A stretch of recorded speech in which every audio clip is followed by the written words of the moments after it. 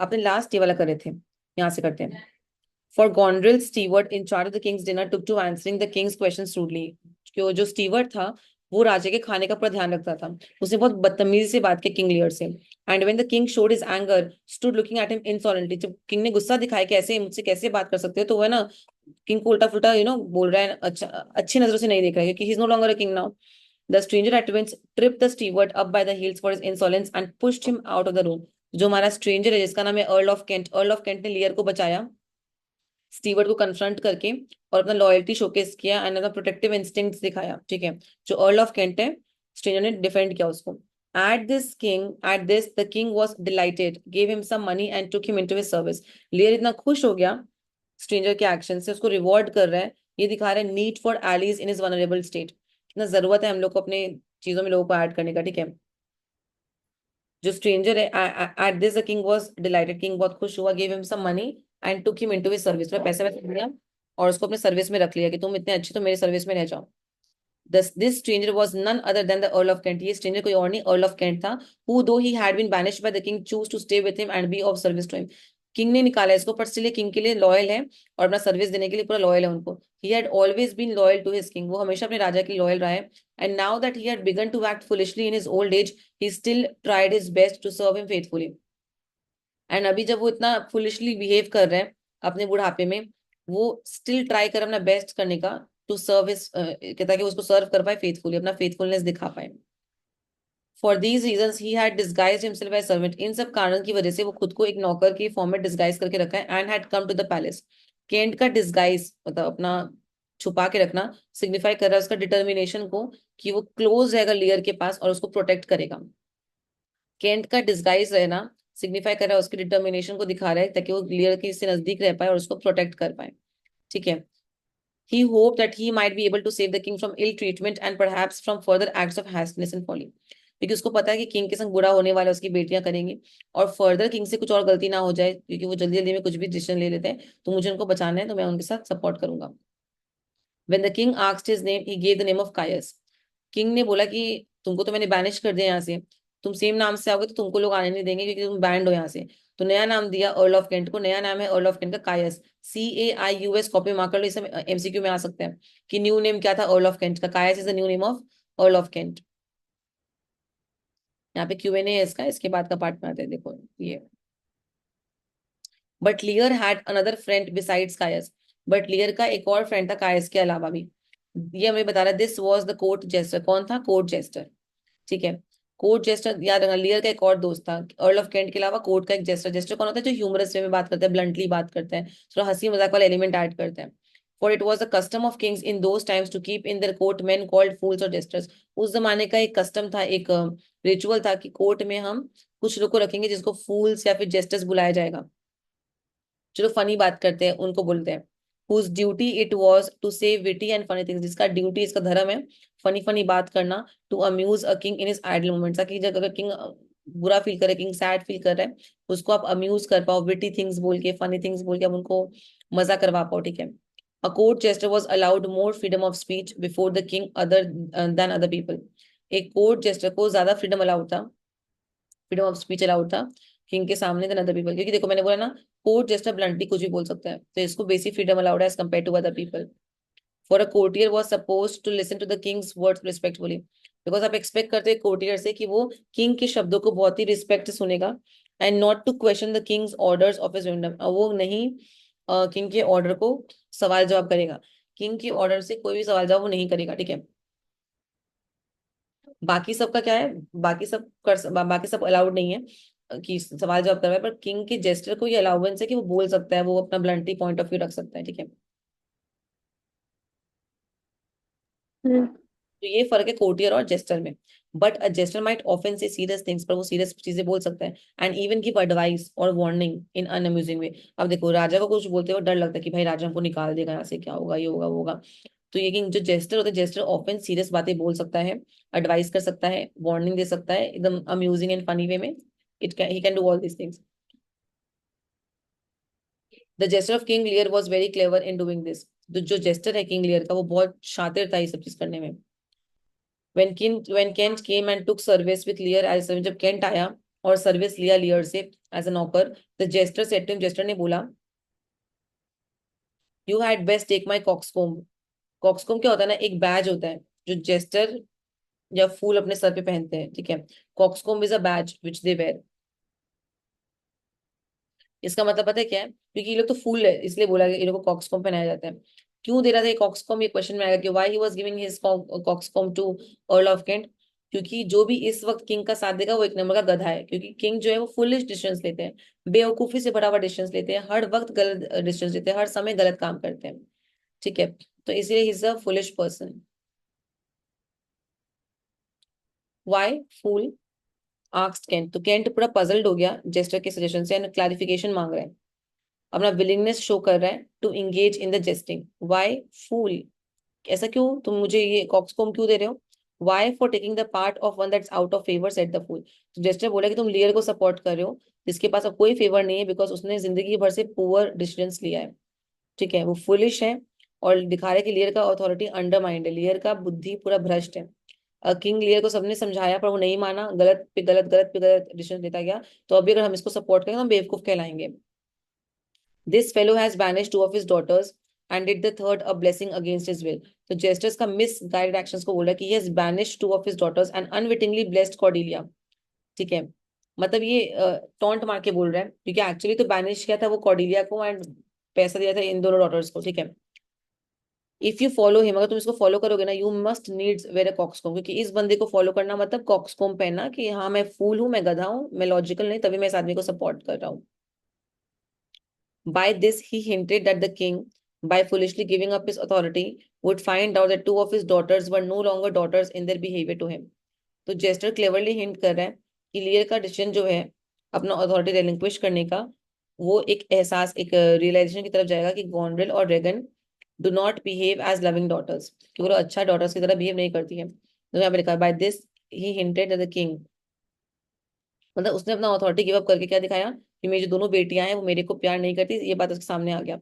While his third daughter had found a good husband, बल्कि तीसरी जो बेटी है, ठीक है, उसको एक अच्छा पति मिल गया बल्कि।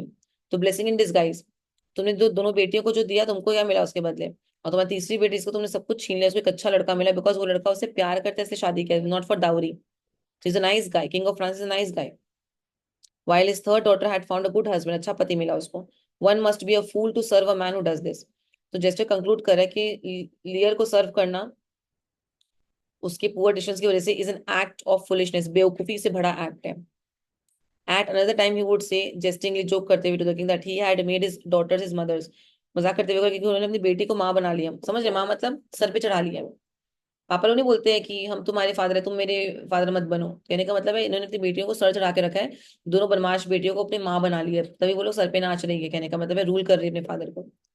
और laughingly say of Goneril that daughters nowadays wanted obedient father, कि आजकल बेटियों को ना ओबीडिएंट फादर चाहिए, जो बेटी जो बोले उठो तो उठो, बैठो तो बैठो, खाना खा दे रही तो खाना खा लिया, मतलब क्योंकि गॉन्डल का बिहेवियर कैसा है अपने पापा के प्रति, she wants a puppet basically. And that the cart was now drawing the horse. Cart माने क्या होता है पता है, तुम देखो जो घोड़ा गाड़ी होता है, घोड़ा चलाता है गाड़ी को, ठीक है। तो यहाँ पे बोल रहा है कि गाड़ी घोड़े को चला रहा है।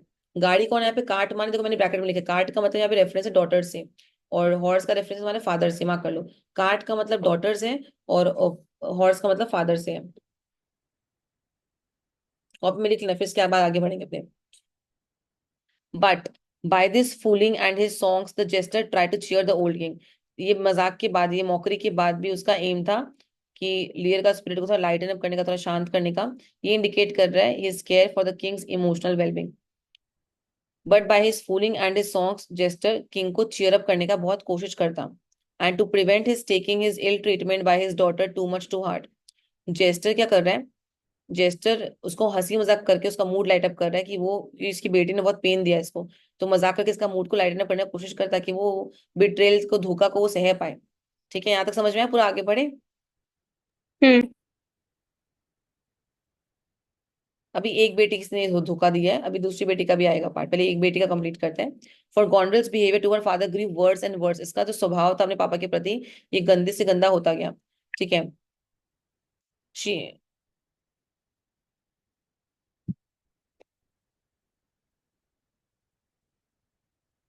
She made up her mind, एक second, hello. Hello.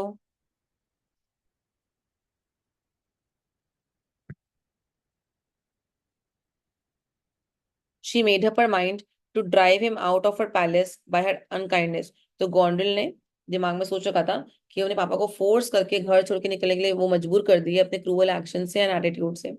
She came to him with a frown, हमेशा मुंह बना के आती, स्माइल की जगह हमेशा मुंह बना हुआ रहता, and told him that his knights did not know how to behave properly and that he did not keep them in order. तो गॉन्डल अपने पापा को अप्रोच करती बहुत ही एकदम नेगेटिव डेमिनर से, एंड हमेशा उनके जो नाइट्स है 100 नाइट्स उनको उल्टा पुल्टा बोलती कि आप क्यों इसको रखते हैं, अभी क्या जरूरत है 100 लोग को अपने पास रखने का, इतना खर्चा है, हटाइए इन लोग को बार बार। When Lear heard his daughter's words, he began to see that his daughter meant to be his ruler. जब ये सुना कि मेरी बेटी मेरे को रूल करना चाहती है, मेरे पे हक जमा रही है, क्या करना चाहिए क्या नहीं करना चाहिए, ठीक है। And when she went on to tell him that he had too many attendants and should reduce the number, he could bear his this no longer. सहन नहीं हुआ जब उसने बोला ना कि आप 100 लोग को क्यों रखते हो, कम कर दो, हटाओ इन लोग को। सहन नहीं हुआ किंग लियर से इतना बेइज्जती, ठीक है। कॉल माई नाइट्स, मतलब बुलाओ मेरे आदमियों को, मैं जा रहा हूँ यहाँ से। I will stay with you not a moment longer, मैं तुम्हारे पास एक पल और नहीं रहूंगा। I have still a daughter left, मेरी एक बेटी और है जो मुझे वेलकम करेगी, ठीक है। सेकंड बेटी का बात आने वाले अभी। But when he summoned his followers, जब वो सबको बुलाया तो देखा कि 50 लोग को ऑलरेडी भगा चुके already. He found that by Goneril's order 50 of the 100 knights had already been dismissed. 50 लोग ऑलरेडी डिसमिस कर दिए गए हैं 100 लोगों में से। The aged king now understood how false and cruel this daughter of his was. जो एजेड किंग है वो अब समझ पा रहे हैं कितनी झूठी कितनी क्रूअल ये वाली बेटी थी इनकी, ठीक है। ही कर्स्ड हर, उल्टा पुल्टा बोल रहे हैं, फॉर हर इनग्रैटिट्यूड, की कैसी बच्ची है, कोई थैंकफुलनेस नहीं है, एकदम हार्टलेस है।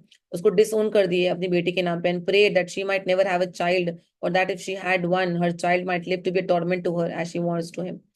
उसको श्राप दे रहे हैं, कर्स करके, तुम्हारे कोई बच्चा नहीं होगा, तुम्हारा बच्चा हो तुम्हारा बच्चा भी तुमको वैसे ही पेन दे जैसे तुमने मुझे दिया पेन, ठीक है।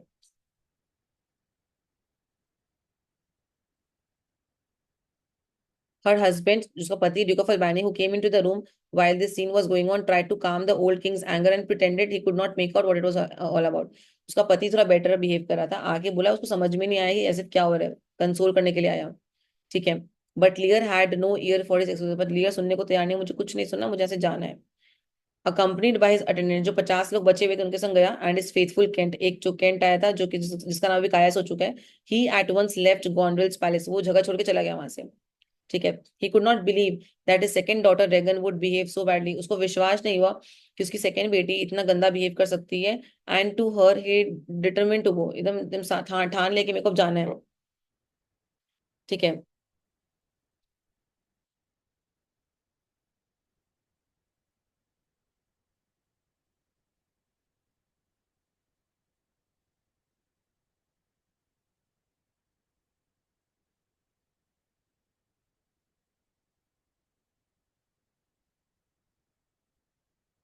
नेक्स्ट, बिफोर सेटिंग आउट, जाने से पहले King Lear sent his faithful Caius with a letter to tell Regan of his coming, ठीक है। तो किंग लियर एकदम तैयार थे, वो प्रिपेयर करते था विजिट को, to he was preparing his visit to daughter again. तो उन्होंने कायस को, जो केंट है, उसको एक लेटर दिया इन्फॉर्म करने के लिए कि मैं आ रहा हूँ आपके यहाँ। ये दिखा रहा है लियर का reliance on Caius and importance of communication, बात करने का कितना इंपॉर्टेंस है। On reaching the palace of Duke of Cornwall, जब पहुंचे वहां पे दूसरी जगह पे, रेगन का जो पति है Caius found that Cornwall had also sent a letter to Regan. तो देखा कि रेगन का जो पति है कायस ने देखा, कॉर्नवॉल ने देखा,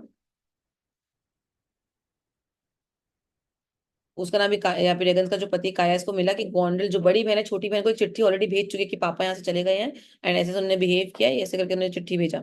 ऑन हियरिंग फ्रॉम गोंडल, अपनी बहन का लेटर पढ़ने के बाद Regan and her husband at once decided to leave their own palace, की हम लोग भी अपना पैलेस छोड़ के चले जाएंगे, हम लोग राजा को नहीं एक्सेप्ट करेंगे यहाँ पे, rather than stay there to receive the king. सोचो कितना बुरा इंसल्ट है, आपके घर में आपके फादर आ रहे हैं, आपको पता है कि फादर आने वाले हैं, और आप घर छोड़ के भाग रहे हो कि उनका वेलकम नहीं करना है आपको, वो भी वो फादर जो अपना 75% प्रॉपर्टी आप लोग को दे रखे हैं, ठीक है। They journeyed quickly to the castle of the Duke of Gloucester not far away, बगल में एक और ड्यूक थे जिनका नाम था ड्यूक ऑफ ग्लाउसेस्टर, उनके घर चले गए, बोले उनके कासल में चले गए, ठीक है। ये दिखा रहा है कि फटाफट भागे ताकि उन लोग को लियर को वेलकम ना करना पड़े।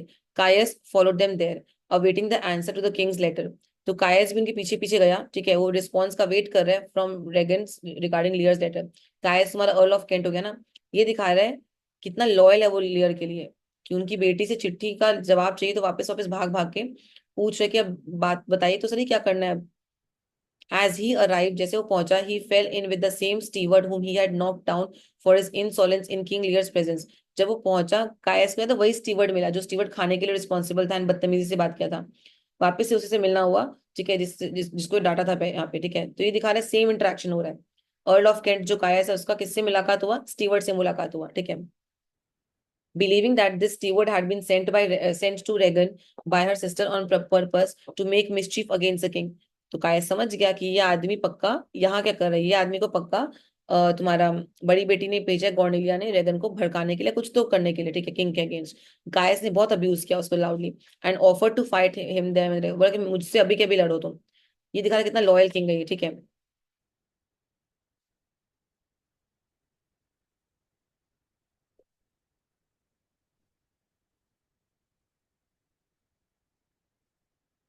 वो यहाँ पे एक लाइन मिस हुआ कि वहाँ, हाँ नहीं ये हम लोग कर चुके थे, कायस ने देखा कि उसकी बहन ने ऑलरेडी लेटर दे दिया, ठीक है, ये हम लोग का हो चुका था। नेक्स्ट, और लेटर कौन लेके आया ये भी पता है, लेटर कौन लेके आया, स्टीवर्ड लेके आया। यहाँ तक क्लियर हुआ, समझ में आया पूरा पोर्शन, आगे बढ़े।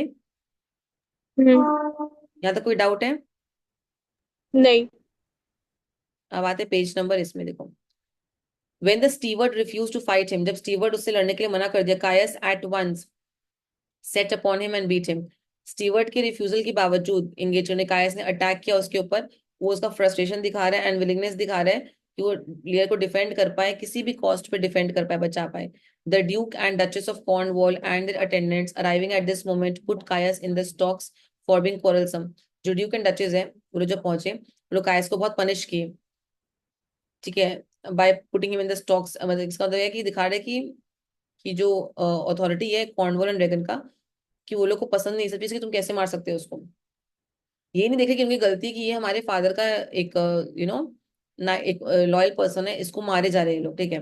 द ड्यूक ऑफ ग्लाउसेस्टर, किसी घर पे गए थे, ड्यूक ऑफ ग्लाउसेस्टर के घर पे, who was with them protested that it would offend the king to see his own messenger treated like a criminal. तो उन्होंने कहा, हेलो, हाँ, क्या?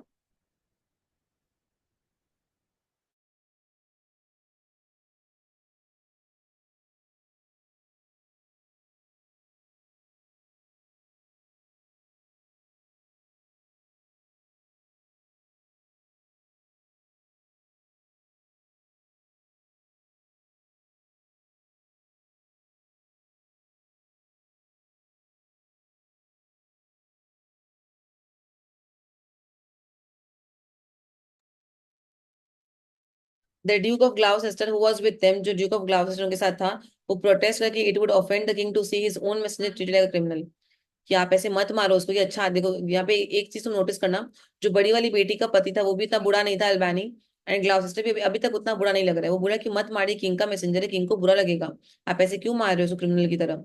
But Regan showed herself more afraid of displacing her sister than father.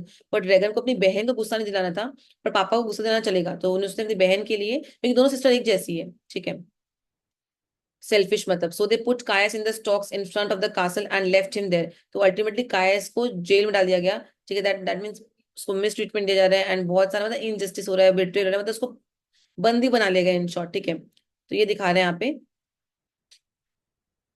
Next, this was the first sight that met the eyes of King Lear when at last he too arrived at Gloucester's castle. ये line पूरा setting of the scene को दिखा रहा है, indicate कर रहा है कि किंग लियर का आना इस पैलेस में उसको इंडिकेट कर रहा है, ये एम्फोसाइज कर रहा है the anticipation of what he will encounter upon his arrival, कि क्या होगा उसके आने पे। This was the first side, जैसे किंग लियर पहुंचे, पहुंचते ही देखते कि भाई मेरा जो लॉयल सर्वेंट है उसका ये हालत हो गया, ठीक है। Seeing his servant disgraced in this way, the old king at once entered the castle alone to find his daughter. वो देख के अकेले घुस गए कि पूछने के लिए कि तुम क्या बदतमीजी है मेरे लाइक लॉयल सर्वेंट, तुमने ऐसा बिहेव क्यों किया, ठीक है। He could find, however, only the Duke of Gloucester. पर कौन थे? सिर्फ Duke of Gloucester थे, who said his guests, the Duke and Duchess of Cornwall, were unwilling to see him because they were tired with traveling. सोचो, और insult, पहले अपने castle से निकल के किसी और के कासल में चले गए। जब ये वहां पहुंचा तो वहां जाके भी जो ग्लाउसेस्टर बोल रहा है कि आपके बच्चे जो हैं ड्यूक एंड डचेस, वो लोग थक गए थे तो वो लोग आपसे मिलना नहीं चाहते, वो लोग सो रहे हैं रूम में। इतना इंसल्ट इतने बड़े इंसान का हो रहा है, ठीक है। The old father was greatly grieved. बहुत पछतावा था उनको at this sign that his second daughter was no better than the first. कि मेरी दूसरी बेटी भी मेरी पहली बेटी जैसी निकली, कोई अच्छी नहीं है वो भी उससे, ठीक है. But he could not believe it. उसको विश्वास नहीं हो रहा है. When she and her husband at last came to greet him, जब वो और उसके पति आते ग्रीट करने के लिए, he at once told her how her sister's unkindness had pained and grieved him. जब रेगन एंड कॉर्नवेल फाइनली आते हैं लियर को ग्रीट करने के लिए, वो इमीडिएटली एक्सप्रेस करता है डिस्ट्रेस ओवर गॉन्ड्रेल्स अनकाइंडनेस. गॉन्ड्रेल कितनी अनकाइंड है, ये दिखा रहा है लियर का वल्नरेबिलिटी, कितना वल्नरेबल है और कितना उसको जरूरत है वैलिडेशन का एंड कंफर्ट की. रेगन से वो उम्मीद है कि मेरी बेटी, ये वाली बेटी मेरे को कुछ वो कंफर्ट देगी, ठीक है. His other daughter at any rate would receive him gladly, कि वो मुझे अच्छे से रिसीव करेगी, ठीक है. मतलब उसको अभी भी उम्मीद है कि शायद एक बच्ची अच्छी निकल जाए. उसको विश्वास नहीं है कि मेरे से इतना बुरा व्यवहार हुआ है, एंड इट इज ट्रू कि ये हुआ है. But Regan prove no kinder than Goneril, पर रेगन भी सेम निकली, बिल्कुल भी काइंडर नहीं थी देन गॉन्ड्रेल, ठीक है. Have patience sir was a reply. I cannot think my sister would fall in her duty or to you. तो वो बोल रही है आप शांत रहो, मैं बिलीव नहीं कर सकती कि मेरी जो बहन है वो आपका अच्छे से सर्विस नहीं की, तो पक्का आपने ही कुछ किया होगा. मतलब अपनी बहन का साइड ले रही है, ठीक है. If she has check the misdoings of your followers she has done it I am sure for good reasons and is not to blame. अगर मेरी बहन ने आपके जो 100 फॉलोअर्स थे उनका कुछ एक्शन उसको गलत लगा होगा तो वो सही किया होगा उसने, ठीक है. मतलब वो कह रही कि जो 50 लोग उसने भगाया वो सही किया होगा, वो देख के किया होगा, वो जानबूझ के नहीं किया होगा उसने. एंड वो पूरा डिसमिस कर रही है कि उसने आपके साथ बुरा बिहेव नहीं किया. हो ही नहीं सकता कि वो बुरा बिहेव करे आपके साथ, ठीक है. Go back to my sister and admit that you have wronged her. तो रेगन सजेस्ट करे लियर को कि जाके आपको माफी मांगना चाहिए गॉन्डल से, ठीक है. कि वो बिलीव करते कि लियर has miss treated her sister. ये एक अटेम्प्ट है अंडरमाइन करने का लियर की अथॉरिटी को एंड डिग्निटी को. But how could the king put up with so insulting a speech. पर इतना बुरा बुरा सुन के भी होता ना, किंग कैसे सह लिए, कि किस हद तक सह रहे अपनी बेटी का इस बिट्रेल को. Was he really expected to go down on his knees to his daughters and say, "Dear daughters, I confess that I am old men are unnecessary. On my knees, I beg you kindly to give me clothes and bed and food." मतलब इस ऐसा लग रहा है कि वो मन में सोच रहा है कि ये लोग क्या चाहती है मुझसे, मुझे इतना बुरा हाल क्यों कर रही है कि मैं घुटनों पे बैठ के बेग करूं कि हाँ मैं बूढ़ा हूँ, मैं किसी के काम का नहीं हूँ, मुझे खाने को चाहिए, मुझे जरूरतमंद हूँ मैं. तो मुझे मतलब मेरा जो डिग्निटी है, मेरा जो सेल्फ रिस्पेक्ट है वो खत्म करवाना चाहती है मेरी डॉटर्स मुझसे. वो इतने बुरे स्टेट में आ चुका है at this point of time, ठीक है. इसको बाबू 26 पेज तक रखो, मेरा 46 पेज का पीडीएफ है. हम लोग पेज हम्म 26 तक कवर कर चुके, तुम कहीं पे मार्क करना. हम लोग को 20 और कवर करना है, और उस 20 में तुम्हारा 10 पेज तो Q&A, टेक्निकली 10 पेज कवर करना ज्यादा ज्यादा, ठीक है. 26 पेज हमने कवर कर लिया है, तुम लिख लेना चैट बॉक्स, वरना भूल जाएंगे. हमने 26 तक किया हम लोगों ने मेरी पीडीएफ का, ठीक है. We will start from page 27, मतलब Q&A के बाद से, हम्म ठीक है. चलो, बाय बाय.